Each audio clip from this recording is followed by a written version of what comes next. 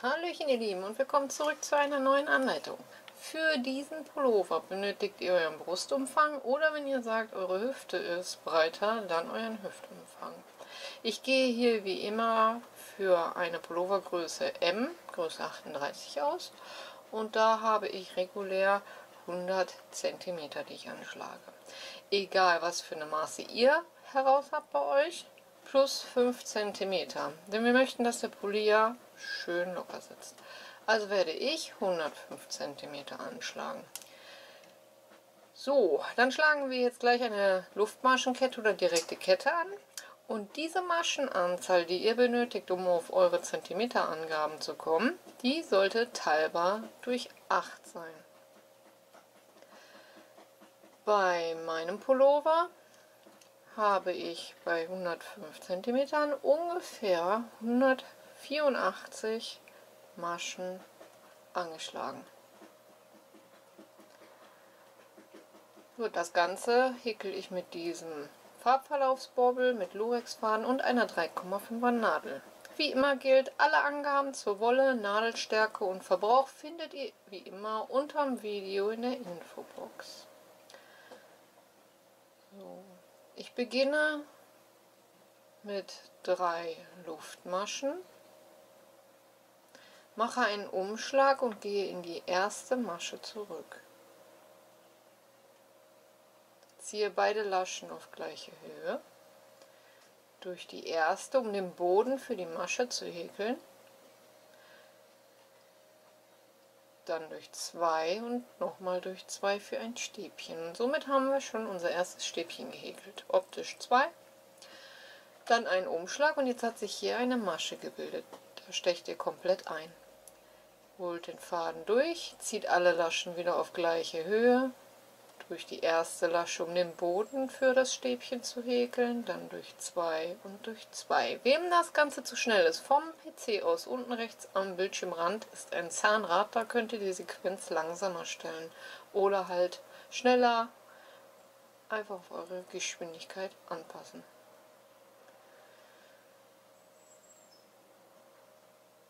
So. Noch einmal einen Umschlag.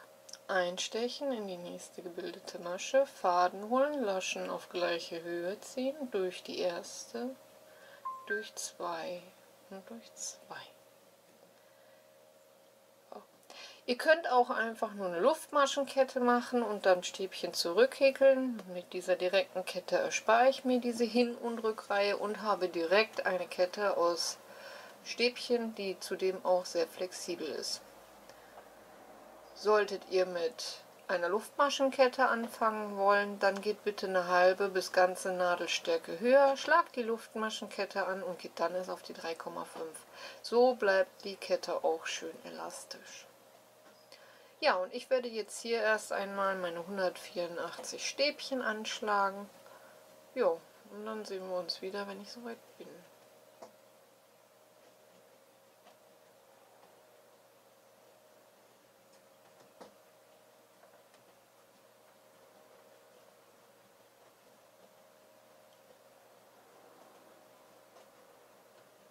Und wie ihr seht, schön elastisch.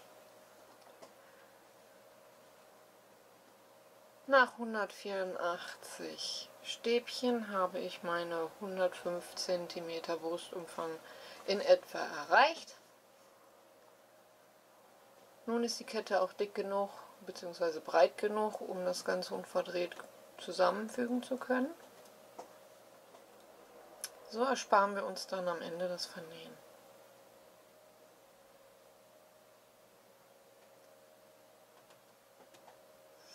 So.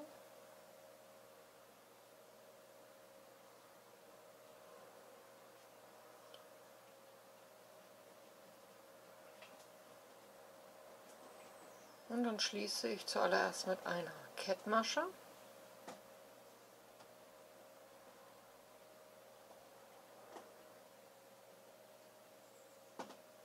So. Und dann kann ich den Marker hier nehmen, um das Ganze hier unten zu fixieren. Dann kann sich das auch erstmal nicht verdrehen. Ich beginne mit 2 Luftmaschen.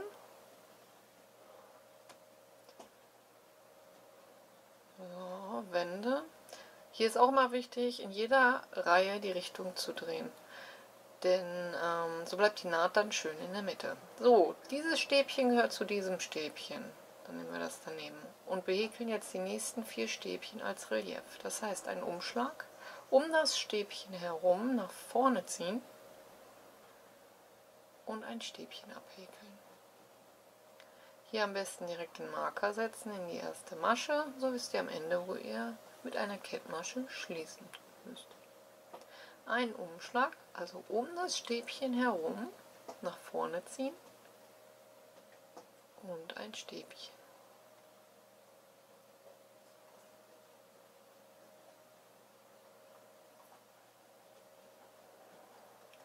Vier Stück. So. Als nächstes kommen 4 normale Stäbchen. Die nächsten 4 als normale Stäbchen abhäkeln.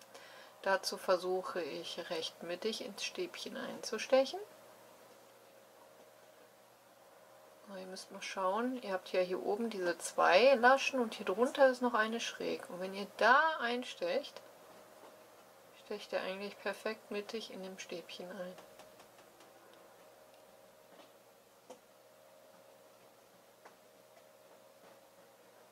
So. Also hier nochmal. So. Und zwar hier diese kleine Querlasche. Dann habt ihr somit 3 Laschen nämlich auf der Nadel. Und seid perfekt mittig. So, die nächsten 4 werden wieder als Relief nach vorne abgehäkelt.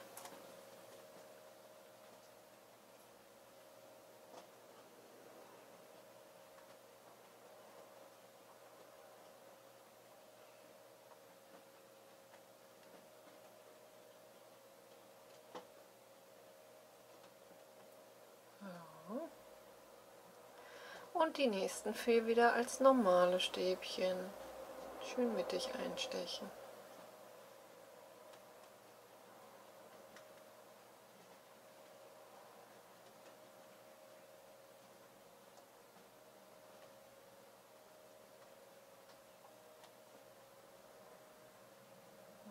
Dann wieder 4 Relief. Und dann noch wieder 4 normale. Und so behäkeln wir jetzt erst einmal die ganze Reihe einmal rum.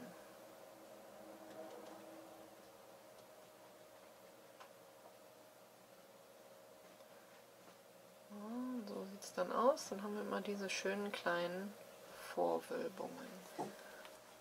So, am runden Ende müsstet ihr eigentlich dann mit normalen Stäbchen auskommen. So.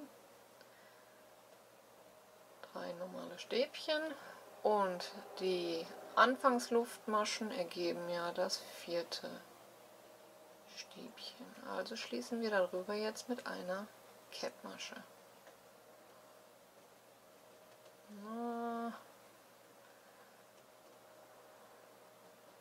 So. Hier die Relief und da die normalen. So, jetzt machen wir wieder 2 Luftmaschen, wenden. Wie gesagt, in jeder Runde die Richtung wechseln. Und wir beginnen hier jetzt wieder mit unseren normalen Stäbchen. 3 normale Stäbchen.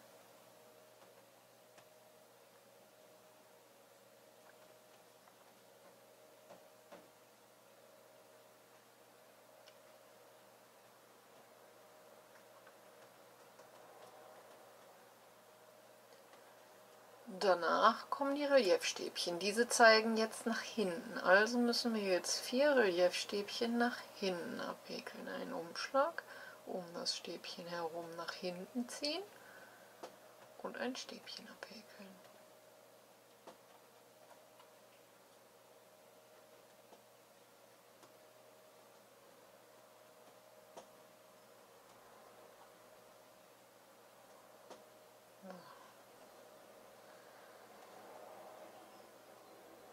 Dann kommen jetzt wieder 4 normale Stäbchen.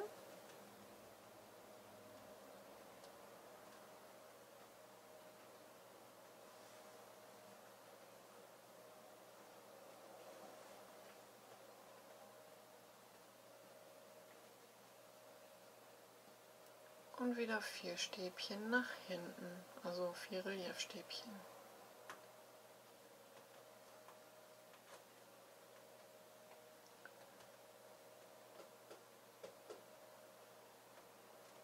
So, und diese 3 Reihen reichen eigentlich schon, um ein schönes Schachbrettmuster zu erzeugen. Also werde ich nach jeder dritten Reihe das Muster wechseln. Wie ihr seht, kann man das jetzt schon eigentlich schön erkennen. So, hier bin ich jetzt einmal rum, schließe wieder mit einer Kettmasche, mache meine 2 Luftmaschen, wenden und nun nach der dritten Reihe, ist jetzt die dritte, wechsle ich das Muster. Das heißt, diese Relief die 4 und diese normalen Stäbchen vertausche ich jetzt. Also wir haben jetzt hier 4 Relief, also steche ich über die 4 Relief ganz normal ein und mache meine 4 Stäbchen.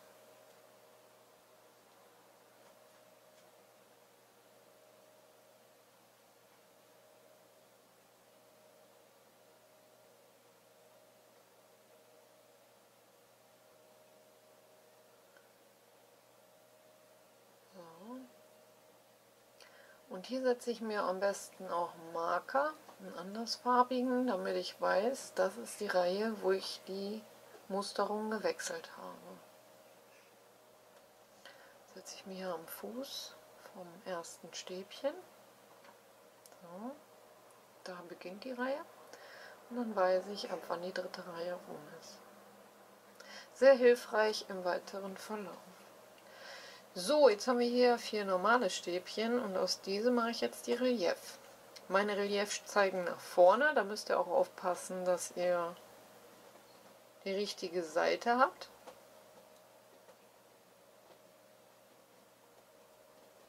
Also häkeln wir diese jetzt auch nach vorne. Dann wieder 4 Stäbchen. Und wieder 4 Relief. Also der Pulli wird eine Innen- und eine Außenseite haben. Sehr gut erkennbar. Innen sieht es nicht so toll aus und dann von außen sieht es dann so aus. Ja, ich habe 20 Kästchen jetzt erst einmal hochgehäkelt und bin dann ungefähr 60 rein, ca. 60 cm. Und das bis unterm Ärmel. Und nun müssen wir das Ganze aufteilen. Und zwar im Vorder- und Rückteil. Wie ihr hier seht, habe ich mir immer die Marker gemacht, um nach 3 Reihen die Musterung zu wechseln und habe damit dann das Schachbrettmuster erzeugt. So, jetzt wie gesagt müssen wir aufteilen. Dazu werde ich die Seite mit den Markern, das werde ich mir so an die Seite drehen, damit auch die Naht an der Seite ist, auch wenn man diese so gut wie kaum sieht. Dann streiche ich mir alles glatt und setze mir links und rechts einen Marker. Ihr könnt euch auch die Kästchen abzählen, um hinten und vorne gleich viele Kästchen zu haben, aber das braucht man eigentlich nicht, wenn ihr glatt streicht. Achtet nur darauf, dass ihr keine halben Kästchen übernimmt für nach vorne und nach hinten, sondern links und rechts ein komplettes Kästchen dann am Anfang und am Ende habt. Und jetzt häkeln wir hier einmal separat vorne hoch und separat hinten hoch.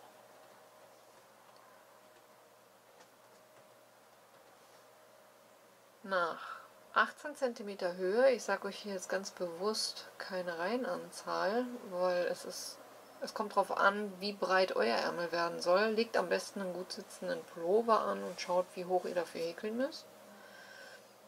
Ich habe jetzt hier 18 cm hoch gehäkelt und es kommt auch immer darauf an, wie fest und wie locker ihr häkelt.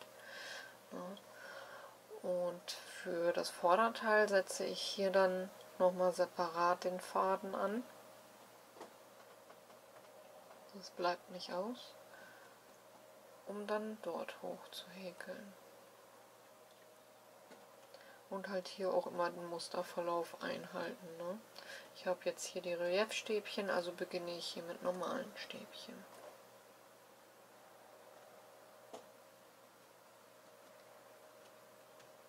Bei der Auswahl eurer Ärmelbreite auch ein bisschen darauf achten, dass sich das Muster sehr stark zusammenzieht. Hier habe ich euch nochmal gezeigt oder eingeblendet, wie das am Rückteil aussieht, und das Ganze häkle ich jetzt hier so hoch, um nachher nur noch die Schultern verbinden zu müssen. Ja, und dann sehen wir uns wieder. Bis gleich. So sieht es aus, nachdem ich jetzt Vorder- und Rückteil separat gehäkelt habe. Und dann können wir das aufeinanderlegen und haben unsere Ärmelaussparung. Jetzt müsst ihr euch nur entscheiden, wie breit eure Träger werden sollen und wie weit euer Halsausschnitt sein soll. Das kann jeder für sich selbst entscheiden. Auch da könnt ihr einen gut sitzenden Pulli anlegen oder halt nur links und rechts die Schulterspitzen vernähen und somit einen sehr weiten Halsausschnitt haben, um den Pullover vielleicht auch ein bisschen schräg tragen zu können. Ich habe mich hier für einen schmalen Halsausschnitt entschieden, also dadurch muss ich hier sehr viel Schulter zusammennähen.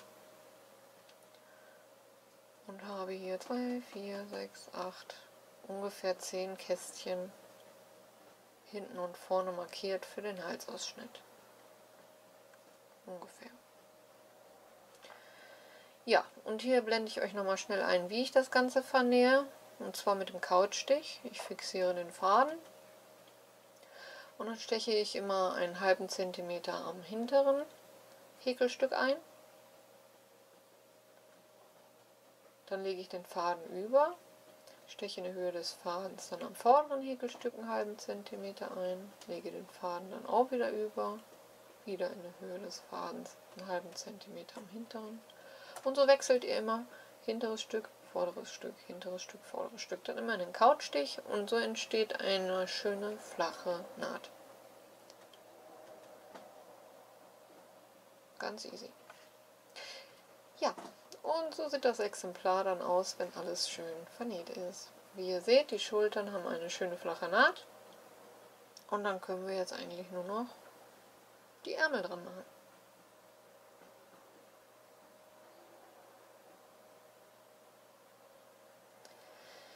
So, für die Ärmel habe ich hier schon mal angefangen. Das ist eigentlich kein Hexenwerk. Ich mache einen geraden Stich. Daher braucht ihr eigentlich nur unterm Ärmel ansetzen, erste Reihe Stäbchen verteilen.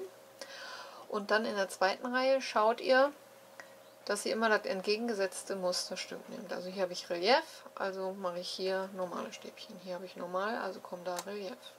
Und das dann immer im Wechsel, damit ihr das Muster so übernimmt, dass man den Ärmelansatz so gut wie kaum sieht. Ja, und dann heißt es auch hier wieder Runde für Runde die Richtung wechseln, damit die Naht schön unterm Arm in der Mitte bleibt. Und dann so weit häkeln, wie ihr die Ärmellänge für euch benötigt. So, also ich werde jetzt hier einfach gerade weiter häkeln und dann bin ich auch soweit fertig. So, ich zeige euch mal den anderen Ärmel. Also hier habe ich das gleiche gemacht. Nur durch den Farbverlauf sieht man einen leichten Übergang, ansonsten wäre der ziemlich unsichtbar. Und dann habe ich ca. 40 cm Länge gehäkelt, denn ich mache nachher noch ein breites Bündchen dran. Wer kein breites Bündchen haben will, der muss den Arm natürlich etwas länger häkeln. Ja, und das Ganze ist dann schön elastisch. Ja, und dann würde ich sagen, viel Spaß beim Häkeln und dann sehen wir uns zum Bündchen. Kommen wir zum Schluss, und zwar zu den Bündchen. Die Bündchen halte ich recht schlicht, da mache ich mir Ribbündchen, die aus festen Maschen bestehen.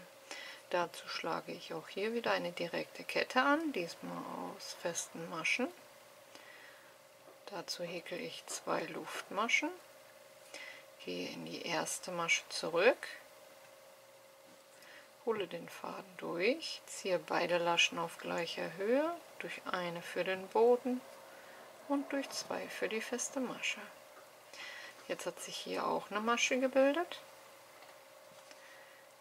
Da steche ich ein, hole den Faden durch, beide Laschen auf gleiche Höhe, durch eine für den Boden und durch 2 für die feste Masche. Nächste gebildete Masche, Faden holen, durchziehen, beide Laschen auf gleiche Höhe, durch eine und durch 2. Einstechen, Faden holen, beide Laschen auf gleiche Höhe, durch eine und durch 2. Ihr könnt aber auch hier wieder eine ganz normale Luftmaschenkette machen. Ich werde 20 Maschen häkeln und dann mit festen Maschen zurückhäkeln. So, und dann jetzt erstmal bis auf 20 Maschen.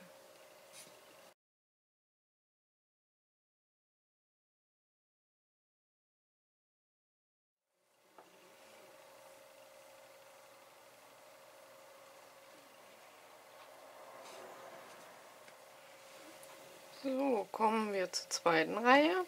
Eine Wendeluftmasche und nun immer ins hintere Maschenglied, also in die hintere Lasche einer Masche einstechen und eine feste Masche häkeln.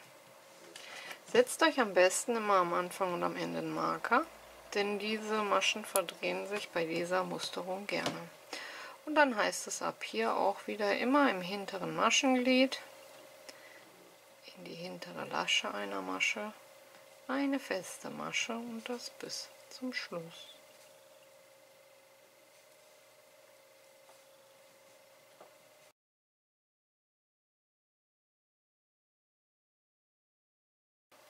Und am Ende in die letzte Masche auch nur in das hintere Maschenglied einstechen, denn wir möchten ja ein schönes elastisches Bündchen haben und da muss der Rand auch nicht fest sein.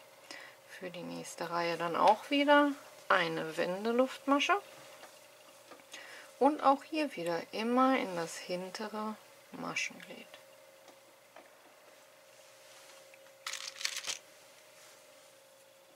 So, und indem wir Reihe für Reihe so häkeln, bekommen wir ein richtig schönes Rippbündchen. Schön elastisch und optisch auch sehr ansehnlich. So, ich werde dann jetzt erst einmal Reihe für Reihe häkeln, bis ich das Ganze einmal um mein Handgelenk herum bekomme. Und dann sehen wir uns wieder. Bis gleich. Zurück nach 36 Reihen sieht das Ganze jetzt so aus und wir können jetzt gleich den Faden abschneiden und vernähen. Also ich kann problemlos reinschlüpfen. Das braucht man natürlich zweimal und dann sind wir mit dem Bündchen für die Ärmel soweit fertig. Das gleiche Bündchen nehme ich auch für unten, natürlich um einiges länger. Und da kann ich euch jetzt keine Reihenanzahl nennen, weil da müsst ihr für euch schauen, wie lang geht der Pulli und wo sitzt das Bündchen dann und vor allen Dingen, wie viel Reihen braucht ihr, damit das Ganze perfekt sitzt und ihr es auch problemlos nachher noch an- und ausziehen könnt. Aber gleiches Prinzip, auch mit 20 Maschen und gleiches Muster.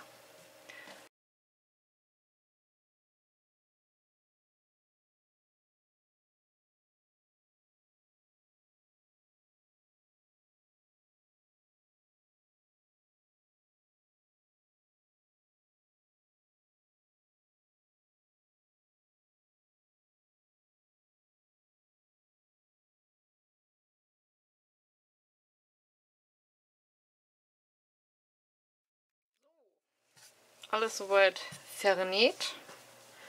Nun drehe ich den Pulli auf falsch herum. Suche mir die schönere Seite aus. Bei mir sind jetzt beide eigentlich recht gleich. Stülpe das dann so rüber. Verteile das etwas. Ihr könnt ruhig ein bisschen zuppeln. Sobald ihr nachher den Pulli ausschlagt, zieht sich das alles wieder super zusammen. Und dann sehen die Ärmel auch nicht mehr so ausgelatscht aus. So, jetzt schaue ich mal eben. Achselbereich wäre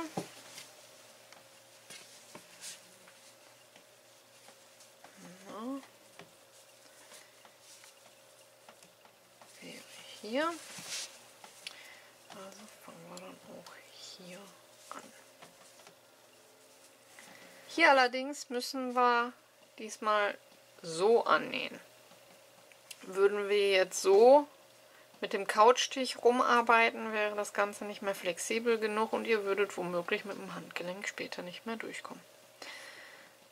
So, setze also hier Naht auf Naht, schön unterm Arm.